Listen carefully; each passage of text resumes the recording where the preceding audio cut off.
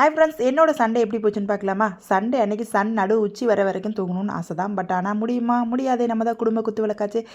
நாளே இன்றைக்கி என்ன ஸ்பெஷல்னு சொல்லி பையன் கேட்டுட்டான். அதுவும் சிக்கன் தான் வேணும்னு சொல்லியிருந்தான். நான் நோ சிக்கன் அப்படின்னு சொல்லிட்டு ஸ்ட்ரிக்டாக எனக்கு சீ ஃபுட் தான் வாங்குவேன்னு சொல்லிட்டேன்.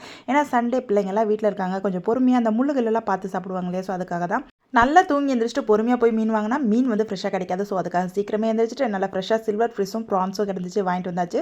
சண்டே அன்னைக்கு லஞ்ச் மட்டும் வெரைட்டியாக இருக்கக்கூடாது, பிரேக்ஃபாஸ்ட் கூட வெரைட்டியாக தான் இருக்கணும். இந்த தோசை, சேமியா, உப்புமா இதெல்லாம் கண்ணிலே காட்டிடக்கூடாது. அவ்வளோதான், வீட்டில் கலவரமாகி போயிடும். அப்புறம் யாருக்கு தோசை ஊற்றுறேன்னு பார்த்தீங்களா? எனக்கு தாங்க. எனக்கு இந்த பிரெட் ரோஸ்ட்லாம் ஆகவே ஆகாது. அவங்களுக்கு மட்டும் பிரெட் ரோஸ் போட்டு கொடுத்துட்டு நான் வந்து நல்ல முருகலாக 2 தோசை சுட்டு சாப்பிட்டேன். என்னமோ தெரியல, நமக்கும் இனிப்புக்குலாம் ரொம்ப தூரங்க. அதுவும் மார்னிங் பிரேக்ஃபாஸ்ட்டுக்குலாம் சுத்தமாக ஆகவே ஆகாது. நல்ல முருகலாக 2 தோசை, சப்பாத்தி இதெல்லாம் இருந்தால் பிரேக்ஃபாஸ்ட் பக்காவாக இருக்கும். என்ன மாதிரி யாரெல்லாம் சாப்பிடுவீங்கன்னு கமெண்ட்ஸில் ஷேர் பண்ணுங்கள். இப்போ மீன் குழம்புக்கு தேவையான சின்ன வெங்காயம், பூண்டு எல்லாமே அத்தை உரிச்சு கொடுத்துட்டாங்க. நானுமே மீனை கழுவி முடிச்சுட்டு மீன் குழம்பு வச்சு முடிச்சுட்டேன். சண்டே எனக்கு சீ ஃபுட்டோட போயிடுச்சு. உங்கள் வீட்டிலலாம் என்ன செஞ்சீங்க அப்படிங்கிறத கமெண்ட்ஸில் ஷேர் பண்ணுங்கள். ஏன்னா எனக்கும் அடுத்தடுத்த ரெசிபி செய்ய யூஸ்ஃபுல்லாக இருக்கும். மறந்துடாதீங்க.